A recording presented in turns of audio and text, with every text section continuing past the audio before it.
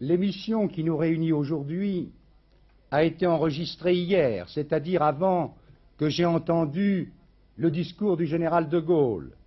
Ne vous attendez donc pas à ce que je puisse y apporter aujourd'hui des réponses. De même, lorsque je parlerai le dernier jour de la campagne électorale et le dernier, par suite du choix du sort, j'aurai enregistré la veille et ne pourrai par conséquent répondre aux orateurs qui m'auront précédé. Ces décisions ne sont pas de mon fait, elles résultent de l'organisation de la campagne présidentielle par l'ORTF. Aujourd'hui, je voudrais parler de l'Europe. Souvenez-vous, Françaises et Français, 1914-1918, 1 400 000 morts, 4 millions de blessés, notre terre dévastée, les ruines, les deuils. 20 ans plus tard, tout recommencé. Cette fois, la France était totalement envahie, submergée. Les horreurs du racisme se sont abattues sur nous. Les déportations de patriotes, les déportations d'ouvriers, une occupation terrible, tel a été le fruit de nationalisme d'autrefois. Car tous ces événements tragiques reposaient sur une conception traditionnaliste qui était la suivante. L'État est souverain. Il n'y a de réalité que celle de la nation.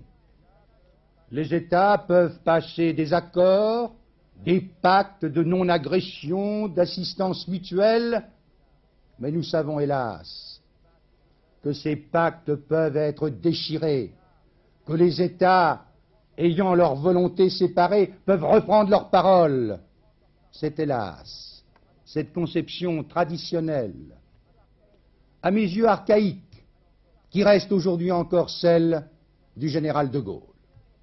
Combien est différente l'inspiration diplomatique qui est la mienne et qui fut celle de Robert Schuman, qui voulut, par des réalisations concrètes, la communauté du charbon et de l'acier, l'Euratom, par la suite le marché commun, fusionner les intérêts et la vie des peuples, de telle sorte qu'au terme de cette évolution, il n'y ait plus des États séparés et antagonistes, mais un seul et même peuple. C'est l'Europe des peuples qu'il nous faut faire, qu'il nous faut créer. Il faut dépasser les nationalismes. Quand j'essaie de mesurer, d'apprécier la différence profonde d'intuition qui existe entre la politique du général de Gaulle et celle que je vous propose, je m'aperçois qu'il y a entre ces deux politiques la distance, je devrais dire l'abîme, de deux générations, non seulement deux générations d'âge, mais deux générations d'esprit d'un côté. Du côté du régime actuel, l'inspiration nationaliste d'une France seule, de l'autre, du côté de la politique que je recommande, le mouvement créateur et vivant de communautés de peuples. Le marché commun est tout autre chose qu'une simple organisation économique. Il est déjà en lui-même une réalité presque politique, une organisation internationale, et qu'elle en est le principe, la cellule de vie.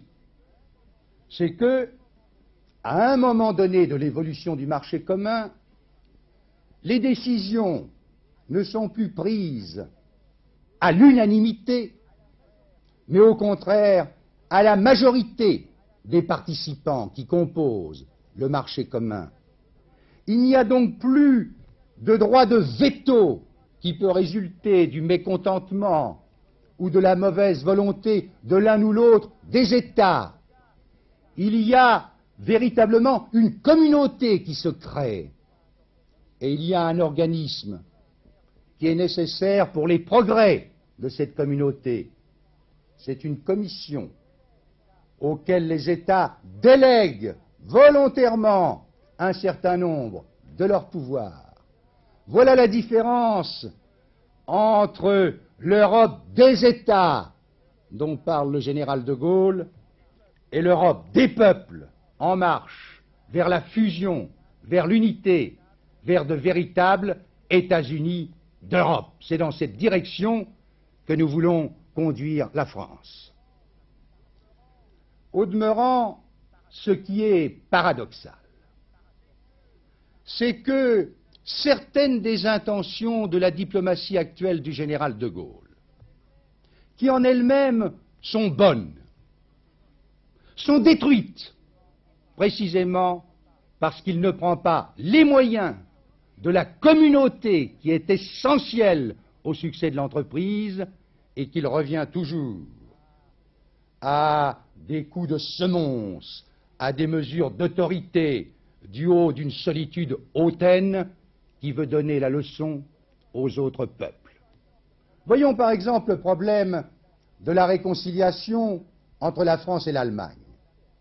C'est quelque chose d'essentiel pour l'avenir de la paix, pour que nous ne connaissions pas dans l'avenir les drames du passé. Mais il ne suffit pas d'un pacte, d'un traité entre la France et l'Allemagne, comme celui qui a été signé et voulu par le général de Gaulle. Cela est si vrai que lui-même a récemment reconnu qu'il ne restait de ce pacte, comme de tous les pactes, que de cordiales virtualités. Pour que la paix soit durable, féconde, entre la France et l'Allemagne, il faut installer la France et l'Allemagne dans une véritable communauté qui d'ailleurs devrait et pourra s'élargir en faisant entrer la Grande-Bretagne qui y est maintenant prédisposée. L'indépendance, la querelle sur les hégémonies. Je voudrais d'ailleurs faire observer que lorsqu'on parle de l'hégémonie américaine,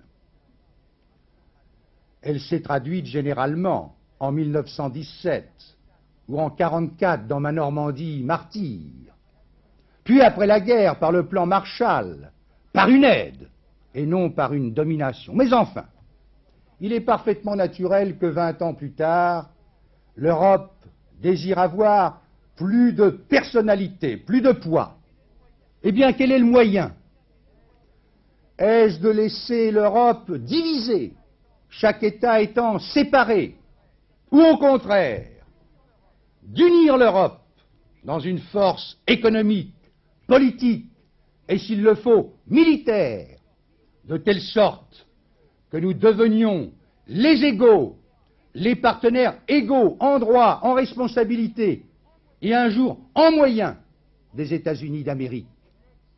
L'excès d'anti-américanisme presque systématique du général de Gaulle ne favorise pas la marche de l'Europe vers sa personnalité. Il effraie nos partenaires, les Allemands, les Italiens, les Belges, les Hollandais, et par conséquent les rejette du côté de l'Amérique et freine l'unité de l'Europe. Il faut maintenir l'Alliance Atlantique, la rénover et la fonder comme une grande arche d'alliance sur deux piliers égaux, les États-Unis d'Amérique et les États-Unis d'Europe. Voilà les voies de la sécurité. Et s'il s'agit de la coexistence avec l'Est, qui est indispensable, qu'il faut entretenir, eh bien, il faut la développer dans l'unité des points de vue diplomatiques des pays européens, et non dans la division et la dispersion.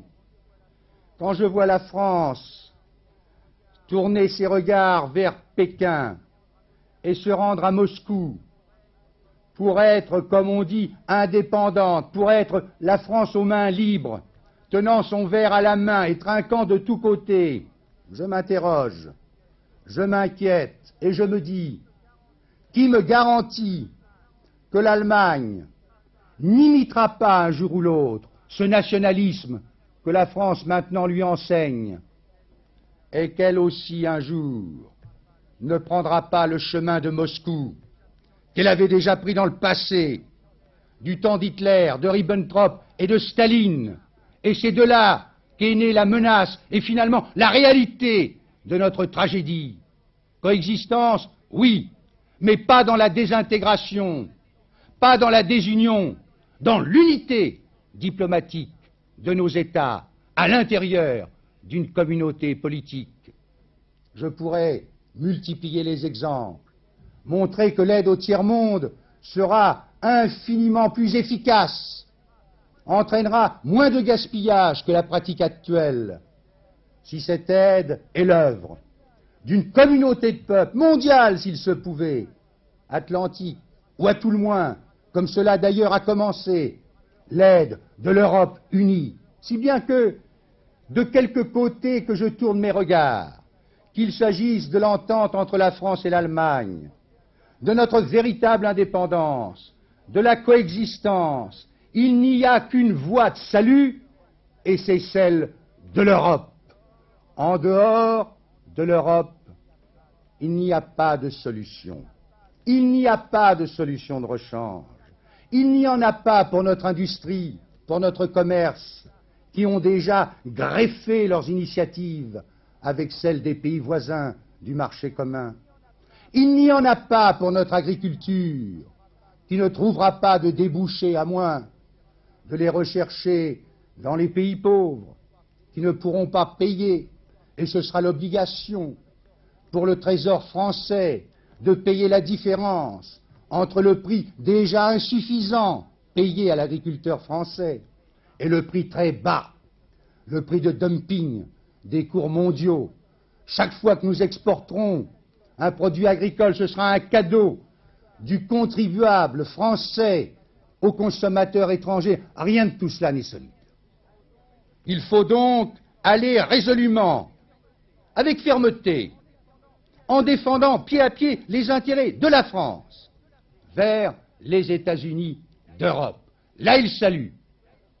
Je propose que la France reprenne partout sa place, qu'elle la reprenne à l'ONU, qui a été traitée avec mépris, et que fort heureusement, Paul VI a sauvé de ce mépris, qu'elle la reprenne à Genève pour le désarmement, qu'elle reprenne sa place à l'OTAN, où il faut trouver un meilleur équilibre entre partenaires, et surtout qu'elle reprenne sa place à Bruxelles pour rétablir le marché commun. Et au-delà, si j'étais élu, je proposerais aux chefs d'État des 6 pays de décider d'une relance politique, d'une élection d'un Parlement au suffrage universel, et peut-être d'un président des États-Unis d'Europe pour parler avec celui des États-Unis d'Amérique et avec le chef de l'Union soviétique.